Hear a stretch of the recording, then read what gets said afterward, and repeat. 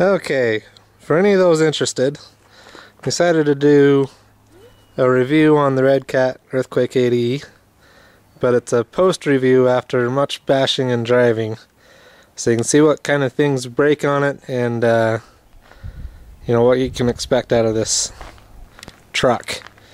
As you can see, it's still dirty from driving last time. The body's pretty hammered. I've broken a few parts on it. We'll go over some of them, and it'll probably be similar on other trucks. I'm guessing they've been driven pretty hard.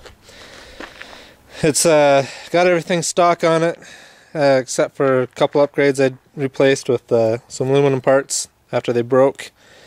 You can see, like I say, the body's pretty hammered. On the back here, you can see it's ripped through a few times from a bunch of top landings. I put some little wires on there to keep track of the body clips so I didn't have to lose them. Anyway, some of those are ripped off.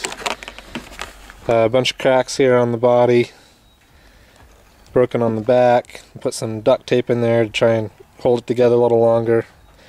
And finally to the point where I'm just going to replace that body. I'm just going to get an aftermarket, something else put on there. Here on the inside, the first thing you probably notice is I got rid of those plastic clips on there. They didn't break. It was just annoying having to pull those pins out every time to change that. So I just got rid of those, and I put these Velcro straps in there to strap the batteries in. A little easier to put them in and out quicker. I strapped this receiver on there, keep it in place a little bit better. I think at one point I broke some of the plastic on it that held the clip down in the bottom. It came off, and so that's why I have that strapped on there. The ESC, a bunch of hard landings, eventually started to shake around with just the double-sided tape that was keeping that on there. So eventually I just drilled some holes in the bottom and got some baling wire on there to keep that in place and solid, so it doesn't jostle around at all.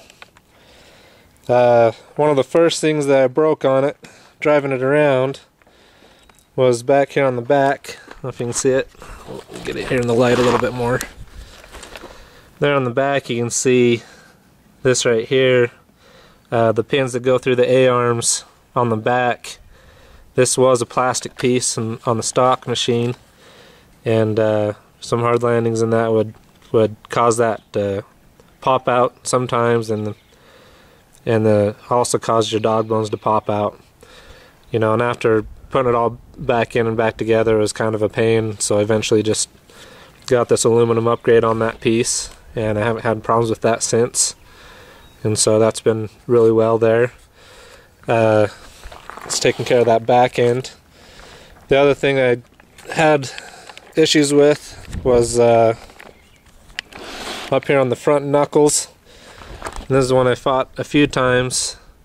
Was like a bunch of hard landings again. I can say it over and over, but when this truck hits pretty hard here, it puts a lot of stress on the bottom of these knuckles, and I've had it happen a couple times where it sheared off that screw. Granted, they were the stock screws with just the coating on them, the black ones that come with the truck, and trying to get those out with an easy out wasn't very successful.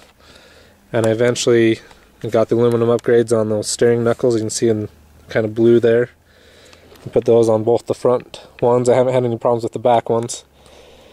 And the stock screws that came with it were the same style, the black ones with just the coating on them. They're not very strong. And so I got some stainless steel screws and put them in there in place of those. So hopefully with that combination they won't shear off again. I haven't driven it since I've put those on yet. But the steering knuckles, the aluminum ones, are significantly lighter than the others too, so it's a little bonus there as well. I'll show you what the other ones look like. I took out of there.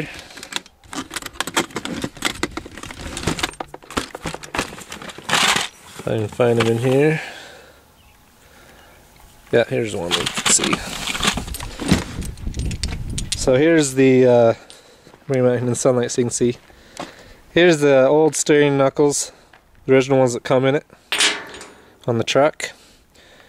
You can see I tried putting just an aluminum or stainless steel screw on that one to keep it from sharing one point. This one was still good, and that's the stock screw on that side with the Phillips head. That's one thing I don't really like about this truck, is pretty much all the screws on there are Phillips heads, so they're easy to strip out if you don't have a good quality Phillips screwdriver to grip the heads real good. This is the one that broke on me at one point. I tried getting it out with an easy out there and didn't have much luck. I eventually tried just drilling out the hole and just forcing a screw in there, forcing the threads in because I didn't have a tap and die set. And it worked for a little while. Put some Loctite on there to try and keep it in too, and eventually it just, you know, kept falling out and shared another screw on it, so hence the aluminum upgrades on it.